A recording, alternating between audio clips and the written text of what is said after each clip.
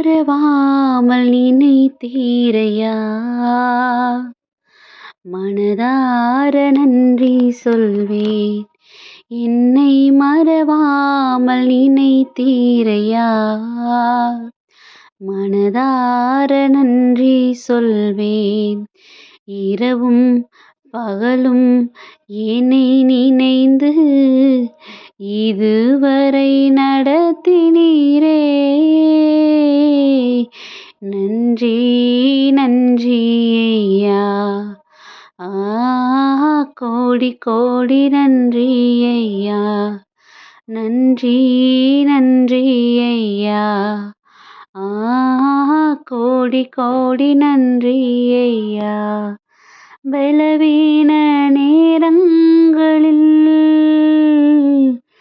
வேலன் தந்தீரையா,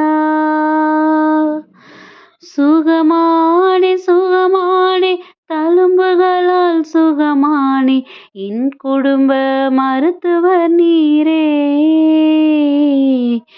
நன்றி நன்றி ஐயா.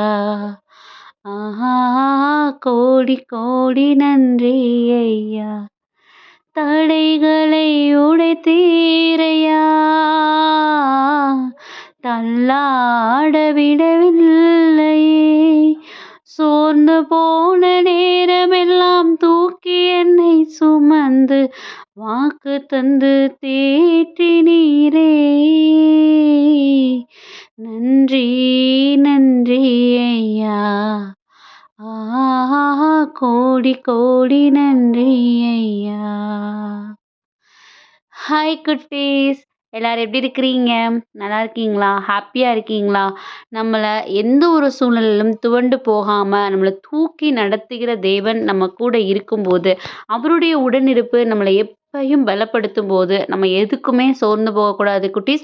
ஏன்னா அவர் நம்ம கூட இருக்கிறது தான் நம்மளுடைய பலனே. நம்ம பலவீனமாக இருக்கிறோம் அப்படின்னா அதில் நம்ம சோர்ந்து போகாமல், என்னோட பலவீன நேரத்தில் என் கூட ஏசப்பா என்னை பலப்படுத்துகிற கோட்டையும் அரணுமாக இருப்பாருன்னு அந்த தைரியத்திலையும் அந்த சந்தோஷத்துலையும் நம்ம எப்பயுமே இருக்கணும் குட்டீஸ். அதை தான் இன்னைக்கு பாருங்களேன், 2 சாமுவேல் 22:49 படியாம், என் பகைவரிடமிருந்து என்னை அழைத்து வந்தவர் நீரே, என் எதிரிகளுக்கு மேலாக என்னை உயர்த்தினீர், என்னை கொடுமைப்படுத்தியவரிடம் இருந்து நீர் என்னை காத்தீர் அப்படிங்கிற வசனம் கொடுக்கப்பட்டிருக்குது. இதில் என்னை யாரும் கொடுமைப்படுத்த விடாமல் நீங்கள் பார்த்துக்கிட்டீங்கன்னு கொடுக்கல, எனக்கு எதிரிகளே இல்லாமல் என்னை பார்த்துக்கிட்டீங்கன்னு கொடுக்கல, எனக்கு பகைவரே இல்லாமல் பார்த்துக்கிட்டீங்கன்னு கொடுக்கல. அப்படி தானே குட்டீஸ்? எனக்கு என்னை எதிர்த்து என்னை எப்படியாவது காயப்படுத்தணும்னு போராடுறவங்க கைக்கு நான் சிக்கிக்கிட்டேன். இருந்தாலும் கூட என்னை அவங்கக்கிட்ட இருந்து பாதுகாத்து என்னை அழைத்து நீங்கள் தான் வந்தீங்க. அதை மாதிரி என்னுடைய எதிரிகள் நான் எப்படா வீழ்ந்து போவேன்னு பார்த்துட்டு இருக்கிறவங்க கண்ணுக்கு முன்னாடி நான் வீழ்ந்து போனேன். ஆனாலும் கூட நான் வீழ்ந்தே கிடக்காம அவங்க மத்தியில் நான் எப்படி உங்கள் கரங்களை பிடிச்சி நான் எழுந்து வந்தேன் அப்படிங்கிறத அவங்களோட கண்கள் காணும்படிக்கு நீங்கள் என்ன பண்ணீங்க? என்னை உயர்த்துனீங்க. அதே மாதிரி நீங்கள் என்னை எப்பயுமே இந்த உலகப்புறமான போராட்டங்கள்லேருந்து என்னை பாதுகாத்து, உலகப்புறமான நோய் நொடிகள்லேருந்து என்னை பாதுகாத்து நீங்கள் எனக்கு அரவணைச்சு வச்சுக்கிட்டீங்கன்னு ரொம்ப அருமையான வசனம் குட்டீஸ். இதுதான் இன்னைக்கு பாடல்லையும் பார்த்துருக்கோம். என் குடும்ப மருத்துவர் நீரே அப்படிங்கிற வரி உண்மையிலே நம்ம எப்பயுமே நமக்குள்ளே சொல்லிக்கிட வேண்டிய ஒரு வசனம் குட்டீஸ். நம்ம பொதுவாகவே நமக்கு ஏதோ முடியாமல் போயிட்டு, பிள்ளைகளுக்கு ஏதோ முடியாமல் போயிட்டு அப்படின்னா நம்மளால் என்ன பண்ண முடியாது? அந்த நாளை சரியாக நம்ம ப்ராசஸ் பண்ணவே முடியாது. அப்படி தானே?